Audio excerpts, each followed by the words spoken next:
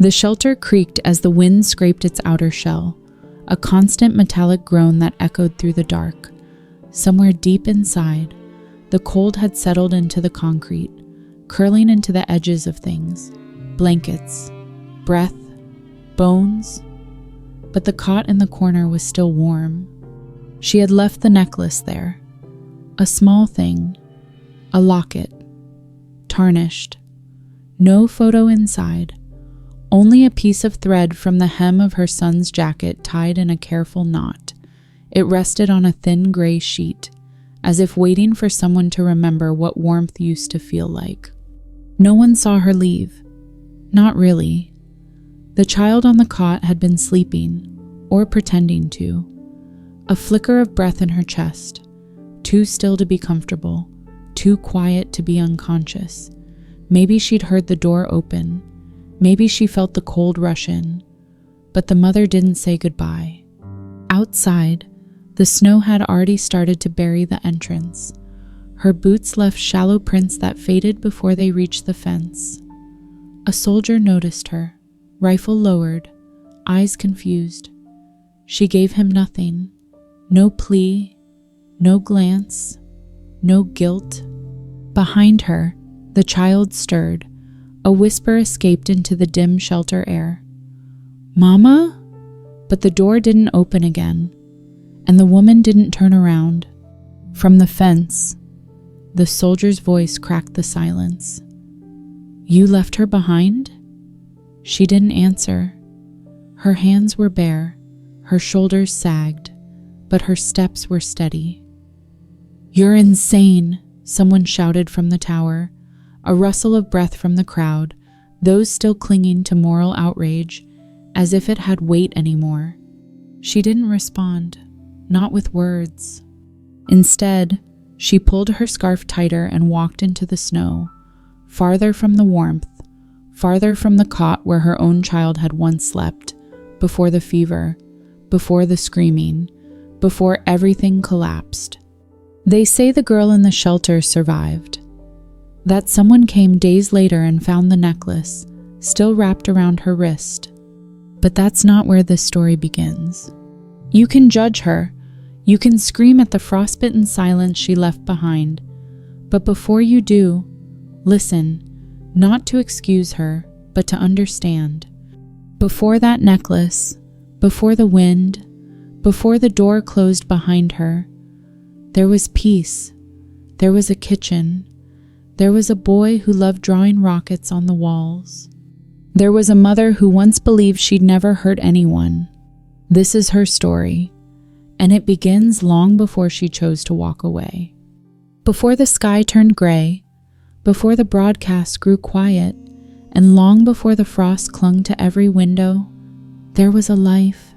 It wasn't loud, it wasn't perfect, but it was hers, and they lived in a small third-floor apartment on the east side of the city, close enough to hear the trams rattle past at night, far enough that the sirens felt like background noise, something meant for somewhere else.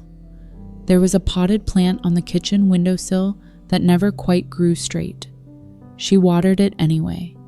Her son, Levi, had a laugh that bounced off the walls like it didn't know fear yet. His favorite color changed every week.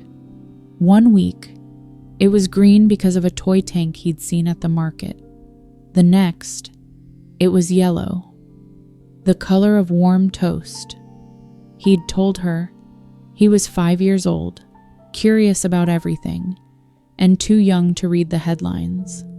She tried not to read them either, but they still came, clogging her inbox, flashing on her neighbor's TV, whispered by mothers in the school pickup line, northern cities falling, rail lines cut. Prepare for shortages, the newscasters said with dry mouths. But in their building, in apartment 3B, the evenings still smelled like soup. They still played old jazz records while brushing teeth. The world hadn't ended yet, so she let him draw rockets on the kitchen floor tiles with chalk. They'll wash off, she told herself. Let him feel like the sky's still there. One morning, She woke to the sound of water running, but it wasn't from the sink. The pipes were groaning. A trickle echoed somewhere beneath the floor. When she turned on the tap, nothing came. Later, she heard a neighbor on the stairs say the military had rerouted the municipal water lines, that this was normal, just a precaution. That night, the sky was darker than usual. The building's power flickered once, then dimmed. She held Levi closer under the blanket. He was still talking about how he'd make his own flashlight when he grew up, one that never went out. She smiled, pretended to believe he would. The next day, the mail didn't come. The radio station they listened to every morning went silent mid-song.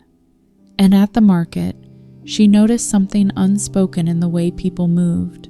No one smiled. Everyone bought too much of everything. Still, she didn't panic, not until she came home to find the hallway door wide open and Levi gone. She found him 2 floors down, sitting cross-legged with an old woman who'd spilled her groceries. He was helping her pick up onions. "Don't scare me like that," she scolded, holding him too tightly once she had him back in her arms. "I was helping," he whispered. She didn't yell, just knelt and tucked his scarf tighter around his neck. "Next time," she said softly, "call for me first." He nodded, and for one moment, one quiet moment, she imagined it would all pass, that things would recover, that he'd still get to grow up. But that was the last night the power came back on, and the last time she heard a child laugh through the wall. The first real warning wasn't a sound, it was a silence. The silence of the school gates that didn't open, the silence of buses that never came, the silence of neighbors who no longer made eye contact in the stairwell. On the 4th day, without news, without power, without warmth, she opened the window and heard nothing, not a single engine, not a single footstep. The city had gone still, as if it were holding its breath for something it already feared too late. She rationed what was left in the cupboard, a half bag of rice, a few cans of soup, a single loaf of bread that had already begun to harden. She gave Levi the softest pieces, told him stories while he ate, stories about stars and space stations and astronauts whose mothers waited for them with soup on the stove. She didn't tell him about the looting, didn't mention the broken windows in the pharmacy on 5th, or the man with blood on his hands who smiled too much, or the woman she saw running barefoot with formula clutched in both arms. Instead, she told him about the moon and said everything was going to be okay. That night, the air changed. She felt it in her teeth, a hum, a weight, a darkness that was no longer just a power outage, but a kind of absence. She lit the last candle and pushed the dresser in front of the door. And when the knocking started, low, slow, deliberate, she whispered to Levi, "Shh, just a game." He pressed his hands over his ears. She pressed hers over his. When morning came, the hallway outside smelled like ash and metal. Someone had scrawled a message on the stairwell wall in soot, "East District burned, no shelters left." She stared at it for a long time. That afternoon, she opened the box she'd buried under the bed. Inside, one expired passport, a crumpled child's ID, a small pouch of coins, and the necklace, her mother's, passed down through frost and famine before her. She didn't put it on, not yet. Instead, she wrapped it in a handkerchief and placed it in her coat pocket. Then she dressed Levi in 3 layers, kissed his forehead, and whispered, "We're going somewhere warm now." He believed her. They left just before sunset. The city looked different, less like a place, more like a shell. Cars were abandoned mid-turn. Doors hung open, swinging in wind. From far away, smoke rose in spirals. She walked with her head down, Levi's hand in hers, eyes scanning every alley, every figure. At the edge of the avenue, a soldier waved them through a checkpoint with a distracted nod. He was young. His boots didn't match. "Where are you going?" he asked. "South," she said. He didn't stop her, just looked at Levi for a long time before glancing away. They passed others on the road, silent families, some with strollers, some with carts. No one spoke. No one asked where anyone else was going. It was enough to be walking. And then, just past the old textile factory, they found the flyer, taped to a wall, ink bleeding from damp. Emergency shelter, underground, Block 12, entry approval required, limited space. She didn't hesitate, because even limited space was more than nothing. And maybe, just maybe, there would be warmth.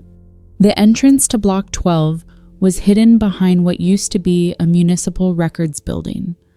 The front had collapsed, but someone had cleared a path through the rubble, a narrow, jagged tunnel just wide enough for one adult at a time.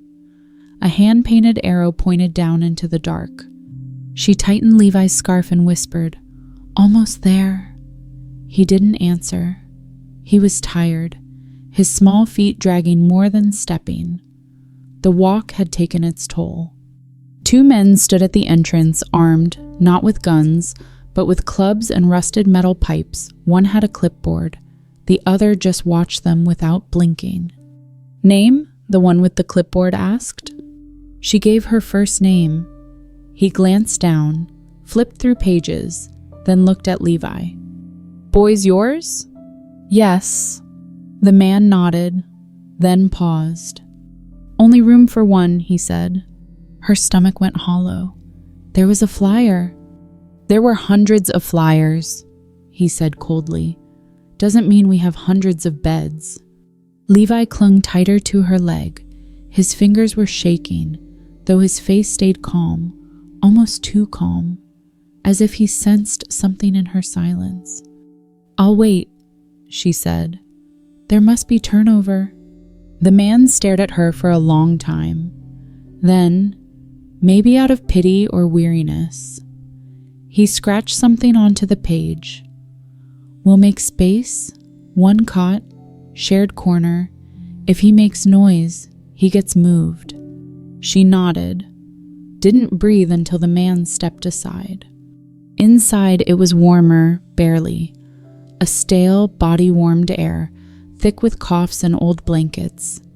A winding corridor led past what used to be a storage room, now filled with families pressed against the walls. No doors, just curtains made of stitched-together clothes. They passed a woman humming to herself in a corner, rocking an empty bundle. A boy of about 10 was scrubbing something dark from the floor with his sleeve. No one looked up. Their bed was a cot with one missing leg, propped against bricks. She sat Levi down, then sat beside him. He leaned his head on her shoulder. "Is this home now?" She didn't answer, just brushed the hair from his forehead. A girl sat across from them in the dim light, maybe 8 years old, maybe older. It was hard to tell. She had no parent with her, no shoes, just a sketchbook she gripped like a lifeline. She didn't speak, didn't blink, just drew. A face, a hand, a broken tree, and then something that looked like a window, frosted, with a figure behind it. Levi watched her for a long time. "Why is she drawing that?" he whispered. "I think she's remembering something," his mother said. That night, someone screamed in their sleep. 2 cots over, a man had stopped breathing. The curtain was pulled. No one spoke about it the next morning. She woke to find Levi's hands were cold, his cheeks pale. She pressed her forehead to his. It was warm, too warm. Not the warmth of comfort, the warmth of fever. She asked for medicine. No one had any. She asked the guards. They looked away.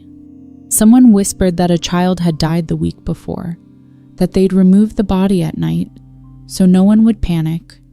That day, she boiled a cloth in water and laid it over Levi's eyes, told him stories about fireflies in a cave, glowing like little stars. He said nothing, but when he finally slept, he smiled. And for a moment, she almost believed he was dreaming of light. The shelter had no clocks. Time passed in shadows and whispers, in the coughs that grew louder and in the silences that followed. She marked the days by the beads of condensation that formed on the wall each morning. By the second week, even those had stopped. Food came twice a day, or once, or not at all. Sometimes a bowl of broth, thin, clear, with a single noodle. Sometimes a crust of bread passed hand to hand like communion. Once, they received a boiled potato. Levi clapped when he saw it. She gave him the bigger half. The fever hadn't broken. He no longer sat up without help. His eyes were open but slow, swimming in a kind of haze. She whispered to him constantly, stories, lullabies, anything to keep him tethered. "Remember the park?" she said one night. "The one with the blue swings?" His lips moved, a breath, a sound, maybe a word. She held on to it as if it were a miracle. The girl with the sketchbook was always nearby. She never spoke. She drew, faces mostly, sometimes hands. Once, a drawing of bread being passed through a doorway. Levi watched her one morning, his head on his mother's lap. "She doesn't talk." "No." "Do you think she misses her mom?" The woman didn't answer, just brushed the sweat from his brow and nodded slowly. Later that day, the guards announced a new list, families eligible for relocation. 1 truck, they said. South Corridor, 15 spots. People gathered around the board. Arguments flared. A man cursed. A woman cried. She didn't bother pushing forward. Their names wouldn't be there. She hadn't even signed up. She hadn't had the energy to hope. But the girl with the sketchbook, she was on the list. Someone had submitted her name. Maybe a nurse. Maybe one of the old men who slept near the boiler room. Maybe no one. But her name was there, scribbled in shaky ink. Dina, age 8, unaccompanied. The truck would leave in 2 days. The girl didn't react. She just kept drawing. On that day, she sketched a small necklace, a pendant, round, with a tiny thread tied through it. She'd seen it. That night, the mother sat awake long after the others had curled into blankets. She stared at Levi's chest, rising slow, shallow. The blankets weren't enough. The medicine hadn't come. The next delivery was already 2 days late. She looked at the necklace in her hand. It was hers, a small, tarnished thing that once belonged to her mother, who'd worn it through another war. She'd promised she'd pass it on when Levi was old enough to understand its story. Now she wondered if he ever would. She felt something slipping inside her. Not panic, not grief, just surrender. That bone-deep understanding that the world no longer ran on fairness or fate. That goodness had no guarantee. She stood quietly, crossed the room, sat beside the girl. The girl looked up. Their eyes met for the first time, not just in passing, but deeply, like recognition. The woman reached out and gently placed the necklace in the girl's hand. The girl didn't ask why. She just nodded and kept drawing. The next morning, Levi coughed blood. Not much, just a thin line at the corner of his mouth. She kissed his forehead, and made her choice. She didn't sleep that night. Instead, she sat in silence with Levi's head on her lap, watching his small chest rise and fall with growing effort. Every few hours, she adjusted his blanket, whispered stories he barely heard, and held his hand as if that alone could keep him tethered to this world. Others in the shelter stirred, restless, hungry, coughing. No one noticed her tears, or if they did, no one said anything. By now, grief had become background noise.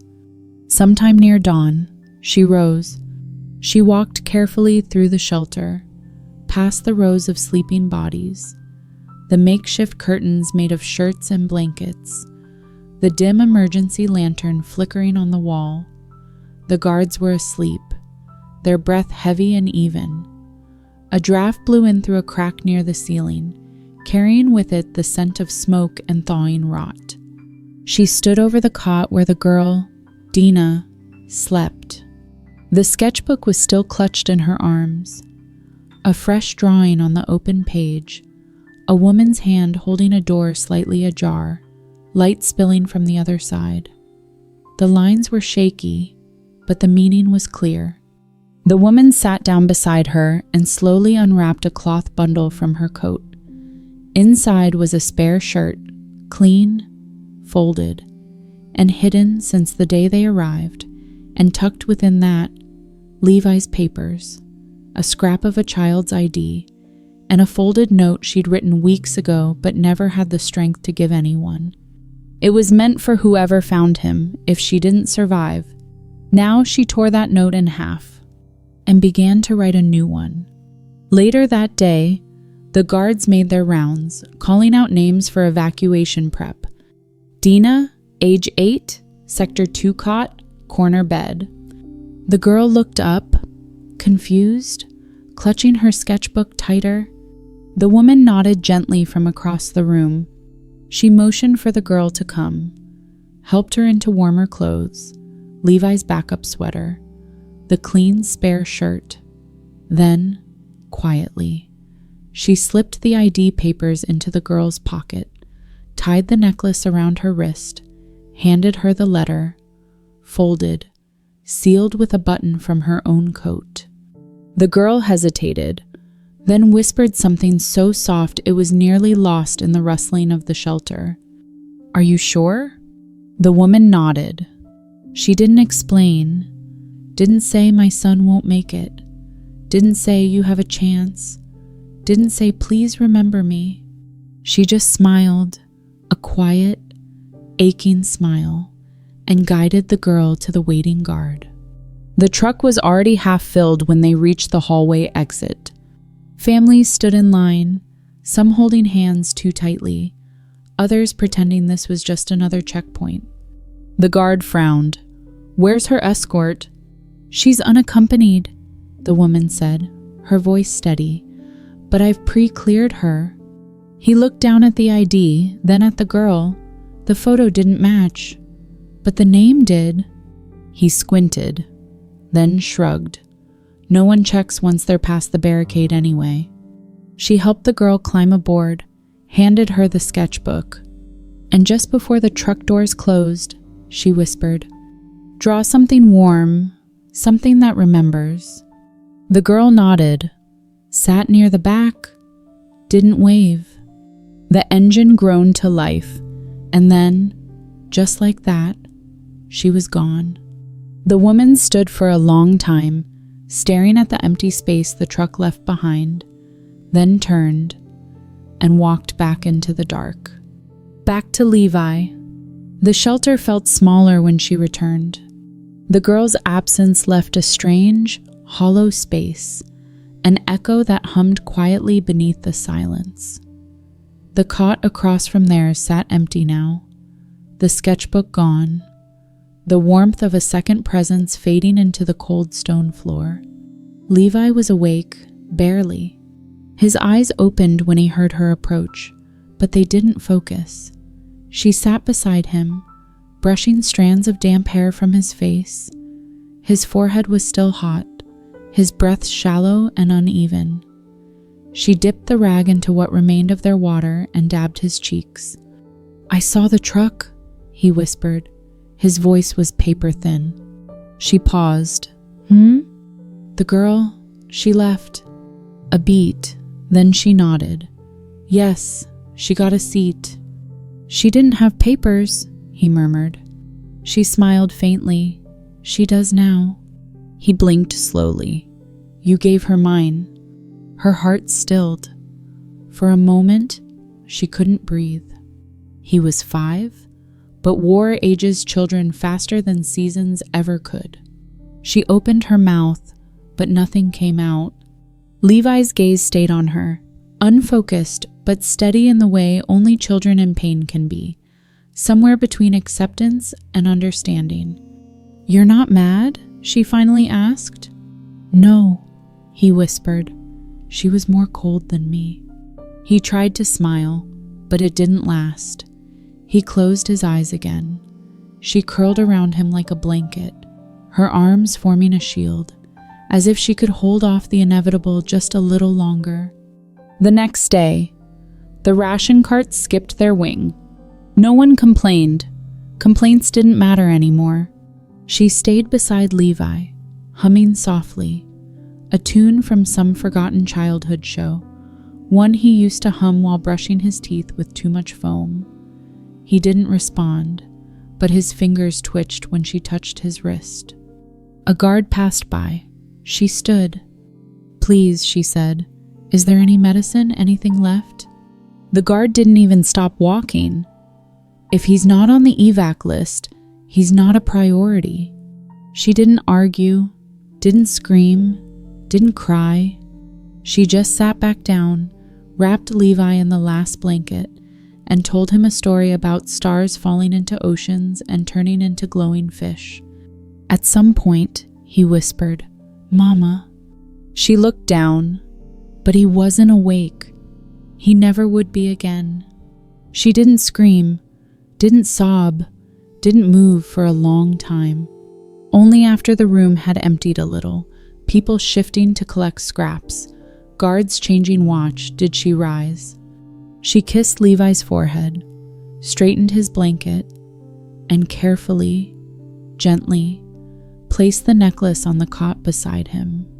She tucked it into the folds of the sheet so that if someone found him, if anyone asked, maybe they would remember, maybe they would know he was loved.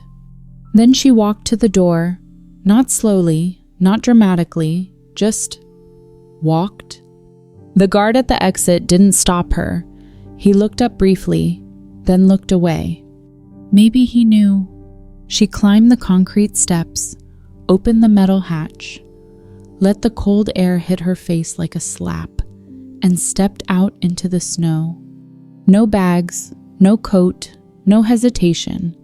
She left everything behind, because there was nothing left to carry. The wind outside didn't howl, it whispered. It whispered through broken pipes and shattered windows, curling around the bones of the city like fingers searching for what was left. She walked without direction, the snow crunching under her thin boots, the air slicing her cheeks raw, but she didn't shiver. Somewhere behind her, deep underground, Levi's body lay still, wrapped in a threadbare blanket, next to a necklace too small to mean anything to anyone else. She didn't cry. She had cried already days ago, in silence, while he slept. And now, it felt as if grief had dried up, like the rivers, like the warmth in her chest. All she had left was motion. The city had changed. Buildings leaned where they once stood proud. Smoke still rose from the north, distant and dark, like a warning written across the sky. Cars were frozen in the middle of intersections. Shop windows gaped like broken mouths. Everything was gray. She passed a woman sitting in the doorway of a pharmacy, clutching an empty pill bottle, whispering a name over and over. She passed a boy dragging a sled with no one on it.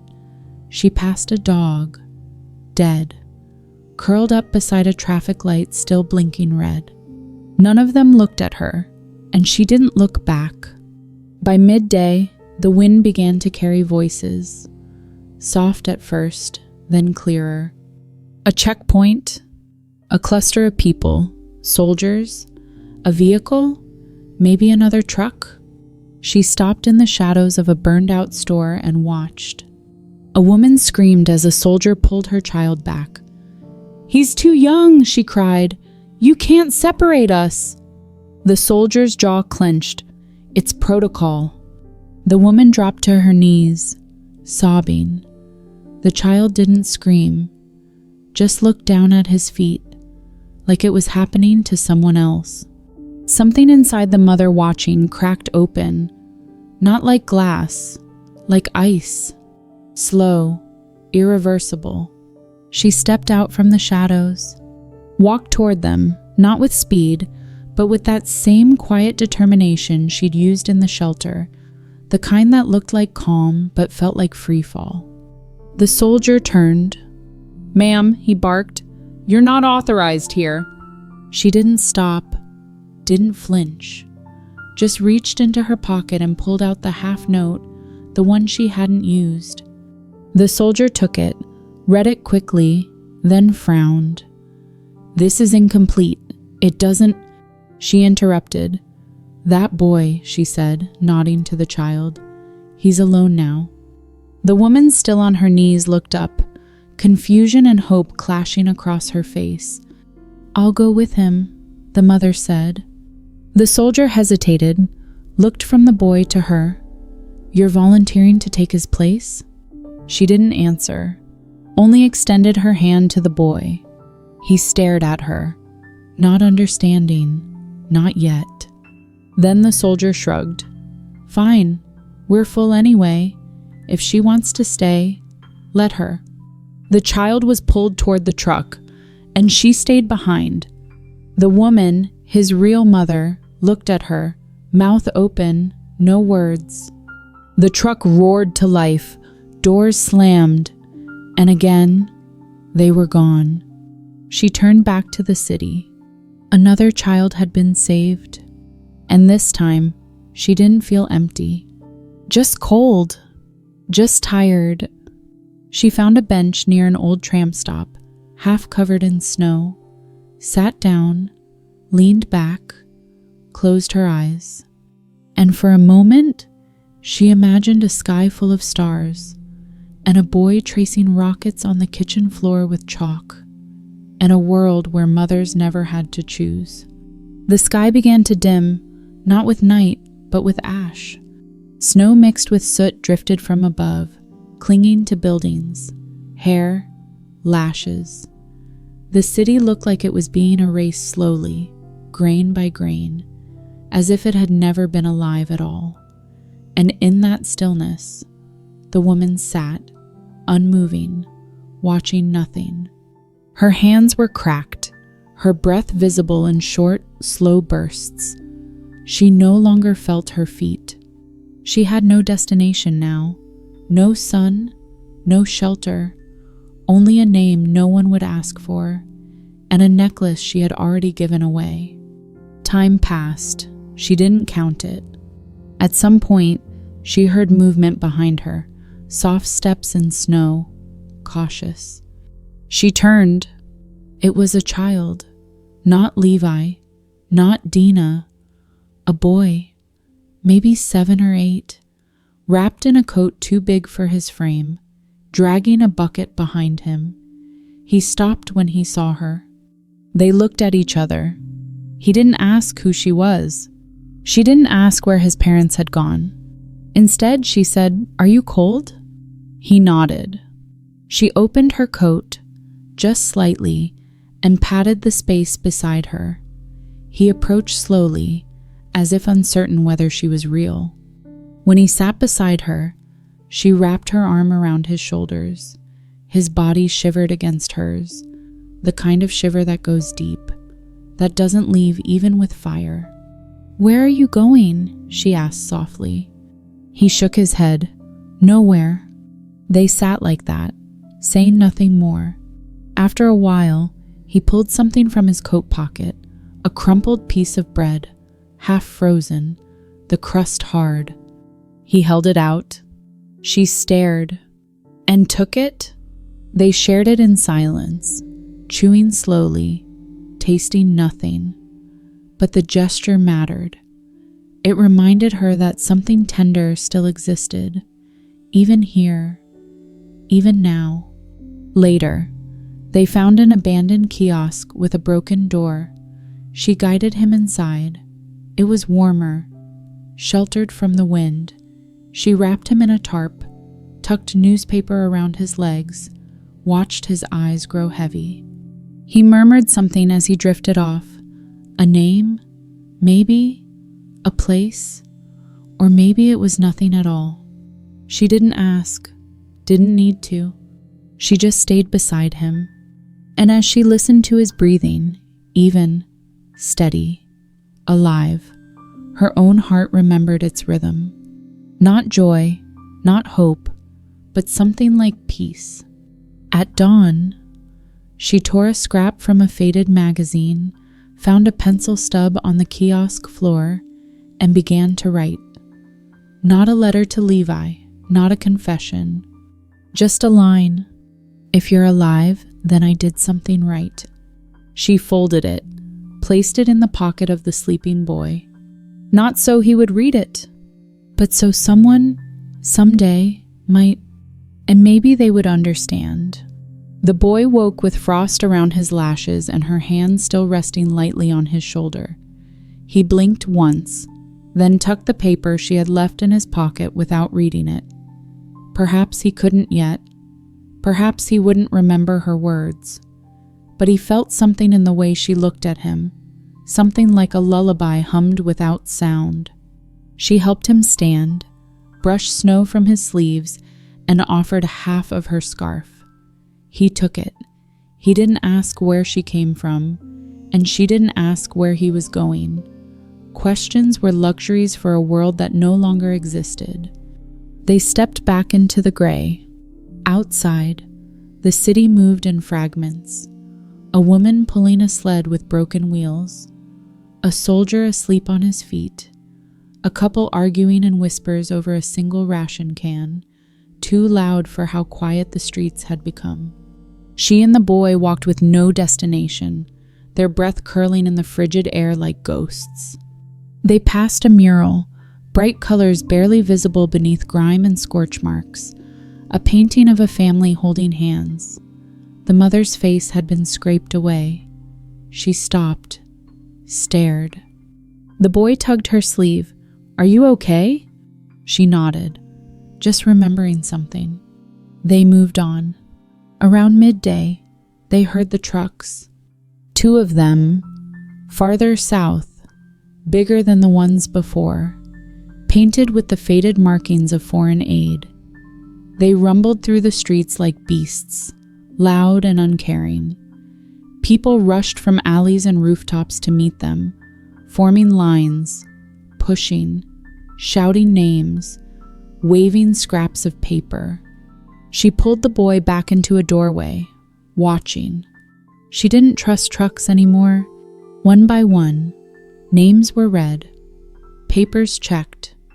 Children lifted aboard, some alone, some pulled from parents' arms. One woman screamed until her voice cracked, then kept screaming, because it was all she had left. The boy beside her flinched. She tightened her grip on his shoulder. "Are we going?" he asked. "No," she whispered. "Not today." "Why?" She crouched to meet his eyes. "Because sometimes the safest place is the one no one is fighting to get into." He didn't understand, not fully, but he nodded. She pulled her coat tighter around him, noticed how much thinner he felt than Levi. That thought caught in her chest. She turned away. They waited until the trucks were gone, until the streets emptied again, until the echoes faded into the snow. Then they walked on. At sunset, they reached a church. The windows had been blown out, but the roof mostly held. Inside, it smelled of wax and soot. There were no pews, just crates and old quilts. A few candles flickered near the altar, surrounded by people huddled in silence. The woman and the boy entered quietly. No one looked up. No one asked questions. That was the only mercy this world had left. She found a corner, laid out a blanket, let the boy curl beside her. She sat beside a broken stained glass window, one pane still intact, a red-winged angel holding a trumpet. The rest was shards. As she stared, she remembered the last real dream she'd had. Levi in the back garden, mud on his boots. He was laughing. She had been hanging sheets on a line, and for a moment there had been wind and sunlight and the smell of rosemary. She closed her eyes, let the silence deepen, felt the boy's breath grow even as he slept beside her. That night, she didn't sleep. She wrote nothing. She didn't cry. She just kept watch. Because even if the world didn't remember her, even if Levi was gone, and her name never spoken again, she could still keep one child warm for one more night. And in the ruins of everything, that felt like enough. The wind had softened by morning, but the cold remained, a kind of quiet that clung to the skin like a final warning. She stirred before the boy, her body stiff from sleep, her back aching from the stone floor beneath the thin blanket. She didn't mind. She hadn't expected comfort, only survival. He was still asleep, his face half buried in the scarf she'd given him. For a moment, she let herself watch him, his lashes twitching in dreams, his fingers curled tight around a corner of the blanket. Not Levi, never Levi, but alive. She stood and walked slowly through the broken church, past the makeshift beds, the bundled figures, the candles that had burned down to puddles of wax.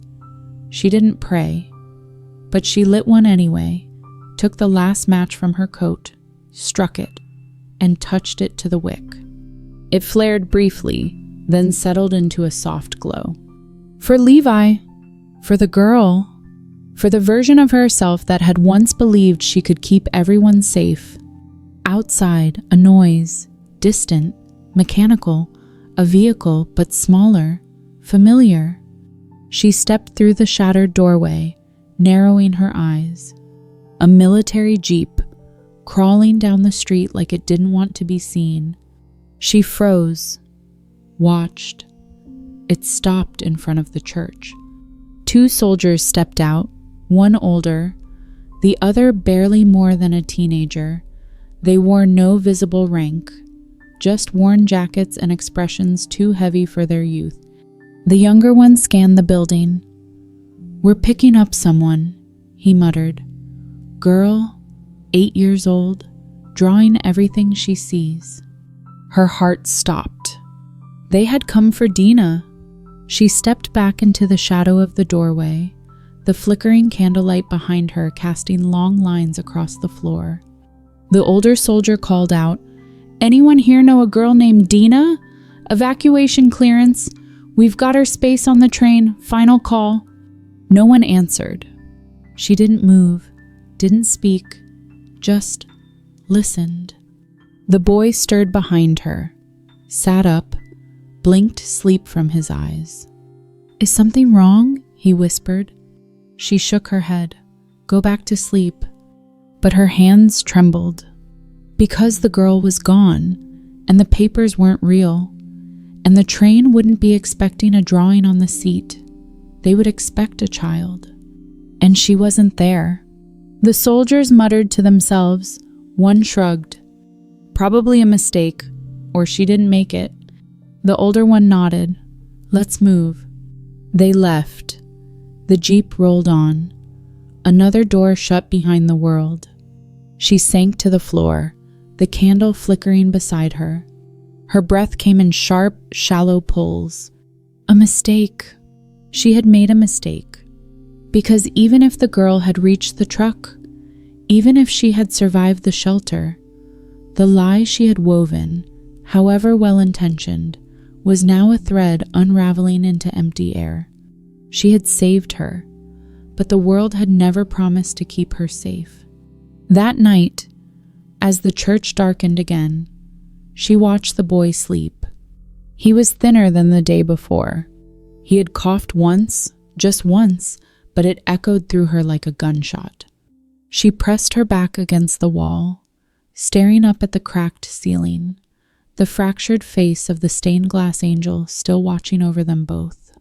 And she thought, for the first time in days, what if this is all I've done? What if nothing lasts? But even that thought couldn't move her, because she had already given all she had. And sometimes, in a broken world, all you can do is fail with love. She reached for the pencil, wrote one more note, just one line. I didn't choose the right moment, only the human one. She folded it, slipped it into the boy's coat. Then, finally, she slept. The sound of footsteps woke her. Not frantic, not loud, just purposeful. By the time she opened her eyes, the boy was already gone. The blanket lay folded beside the cot, precisely, carefully, too neat for a child his age. The scarf she had shared with him was tucked into her coat pocket. The note she had written was missing. She stood slowly, joints aching, heart suddenly pounding. Not fear, something else. Emptiness? Or maybe something worse. Relief. She moved through the church, glancing into corners, past the stone archway, through the back room that once held candles and now held only dust. No sign of him. He had left on his own. No goodbye, no whisper, just gone. She stepped outside. The snow had softened into slush. The air was warmer, but heavy, like it had forgotten how to carry sound. Her eyes scanned the horizon. Nothing but gray buildings, quiet windows, distant smoke. She didn't follow, not because she didn't care, but because she knew. He would walk. He would look for food. He would try to find another checkpoint, another church, another woman with a scarf and a blanket and stories that almost sounded real. And maybe, just maybe, the note in his pocket would be enough to open a door. Maybe someone would read it and believe it came from a real mother, one who meant to stay, one who hadn't already given everything. She sat on the front steps of the church, watching the street. The people who passed didn't see her, or they did, but in the way people see statues or graves, their eyes skipped past. She became part of the ruins, one more figure in a city that had long since stopped counting its ghosts. She thought about Dina, the girl with the sketchbook. Did she make it? Had someone opened the truck doors, called her name, and pulled her into warmth? Or had they seen the wrong name, the wrong photo, and left her standing alone? She would never know. And the not knowing was its own kind of ache. By late afternoon, the sky began to change. A pale gold broke through the clouds. Not sunlight, not really, but something close. The light touched the broken window pane above her, and for a second, it flickered red, like fire, like memory. She stood, gathered what little she had, a coat, a pencil, one last piece of crumpled paper torn from the church bulletin board. She walked inside, sat at the corner altar, and she began to draw, not with skill, not with grace, but with purpose. She drew Levi's hands, then his eyes, then the shape of his shoes, worn at the toes from too many days running through puddles. She drew the sketchbook Dina used to hold. She drew the boy who had shared his bread. She drew the woman outside the pharmacy and the man dragging his sled. She drew herself, standing in a snowstorm, facing away from the viewer, small, bare, vanishing.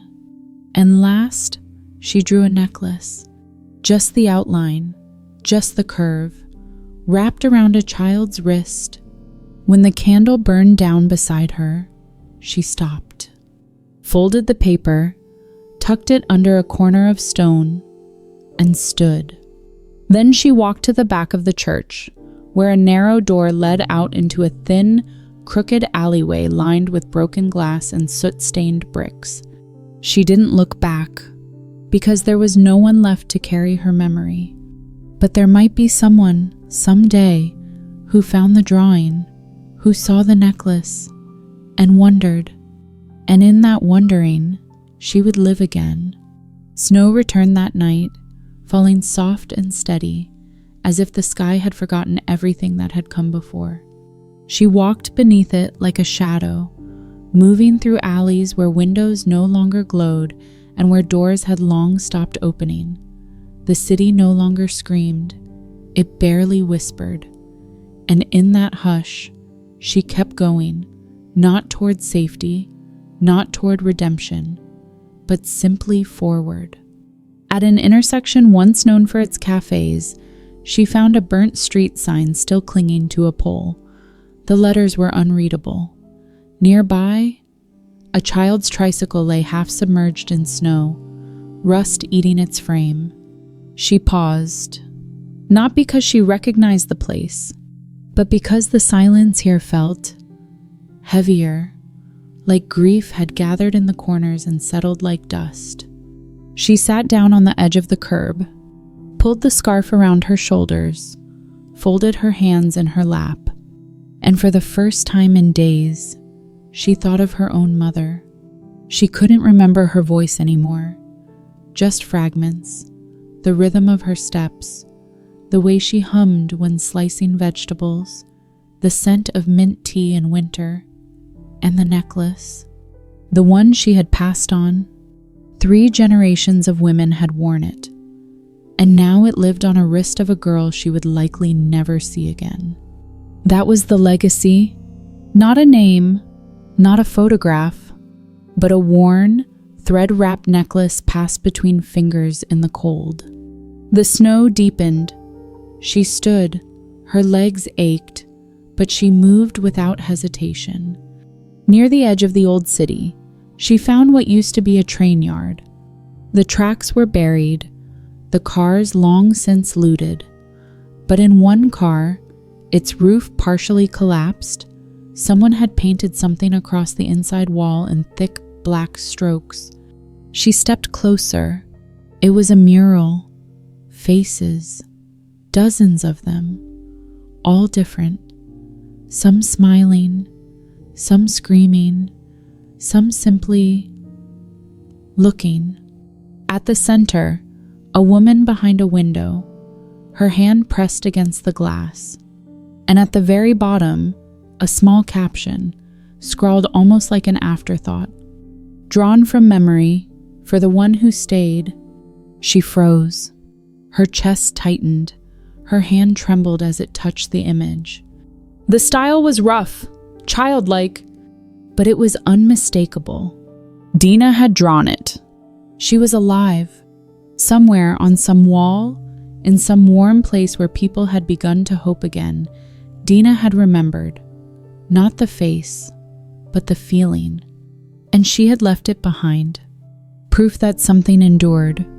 The woman sat in the empty train car until night returned. She didn't cry, she didn't smile, but her breath finally felt full again, like she could inhale without cracking. There was no one to see her, no one to say her name, but a child had remembered her, not with words, but with art. Not for what she gave, but for what she chose to leave behind. And in a world built from forgetting, that was everything. She walked away from the mural at dusk, her shadow long and thin in the snow. Each step felt less like escape and more like belonging to the ruin. The silence didn't hurt anymore. It simply existed. And so did she. Not for much longer.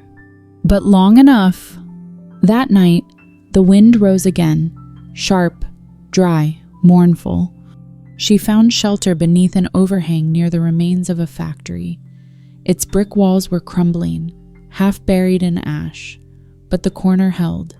Inside, tucked behind rusted barrels and blackened beams, she built a small space, a square of broken concrete, and her coat folded beneath her as a cushion. She was alone now, truly alone. No boy beside her, no sketchbook, no voice to whisper to in the dark. And yet, she wasn't afraid. Something had shifted. Not hope, not quite, but the weight of grief had begun to thin into something quieter, an ache that no longer demanded explanation. She pulled the last scrap of paper from her pocket, wrinkled, soft at the edges. The pencil was barely usable, but she pressed it to the paper anyway, her fingers slow, stiff. This time, she wrote not to Levi, not to the boy, not even to the girl with the drawings. She wrote to no one. And yet, it was the truest thing she had ever written. If you find this, it means I am no longer walking, but it does not mean I was lost. I gave away the last of my warmth. I handed my child to the cold. I disappeared from the stories told aloud, because mine was never meant to be retold. It was meant to live quietly, in a bracelet worn by a girl who still draws, in a boy who remembers a woman humming beside a broken candle, in the silence left behind when a door does not open again. I didn't save anyone, but I left behind a thread. That's all I ever had to give. She folded the paper and tucked it inside a gap in the brick wall, high enough that the wind wouldn't carry it away. Then she sat, closed her eyes. And in the silence, she let herself remember the sound of Levi laughing, the way he had once clapped his hands over his ears when the sirens tested themselves on Saturday mornings, how he'd once said, in a voice full of joy, "You smell like warm bread, Mama." When morning came, she was gone. Some say a soldier found her days later, knees drawn to her chest, hands clasped like prayer. Some say she never existed at all. But in a small village, far from the city, a girl once painted a mural on the side of a refugee home. A figure behind frosted glass, a hand, a necklace, no face. And in the bottom corner, in a child's shaky handwriting, she didn't choose herself. That wall stood long after the war ended. No plaque, no date, just the image. And those who passed by said nothing. But some stopped and stared, and then quietly walked on, holding their children a little closer. They found the letter months later, after the frost had melted and the last evacuation trains had stopped running. It was discovered by a volunteer clearing debris from a half-collapsed shelter outside the city. She pulled it from the crack in the bricks, protected from the wind, but stained from time. The pencil had faded, but the words remained. It wasn't addressed to anyone, not signed, just a few paragraphs written in a hand that shook near the end. She read it once, then twice, then folded it back along its original creases, as if afraid that smoothing it would erase the last trace of the woman who had written it. She didn't know who the letter was for, but she kept it. And years later, when she too had a child who liked to draw stars on their arms, she read it aloud in a whisper. It said, "My dear child, if you're reading this, you're alive. That's all I ever wanted, even if I'm not beside you. I didn't abandon you. I just knew, if you came with me, you'd die. But if I left first, maybe you'd live. I wasn't strong enough to protect you, but I was just strong enough to let go. Someday, if you become a parent, you'll understand. Sometimes love means not holding on, Sometimes love means walking away so the other can survive. No one will know my name, and that's okay. I don't need forgiveness. I just hope, in some dream, you run into my arms again and say, "Mom, you did the right thing." In a refugee center far away, a girl named Dina once opened a sketchbook she hadn't touched in months.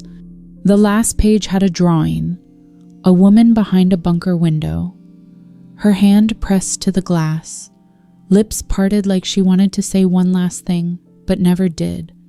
The girl traced the hand with her fingertip, then closed the book quietly. She didn't cry. She didn't need to. Because she remembered. No one knew her name. No one found her body. But someone remembered her eyes. And someone remembered her warmth.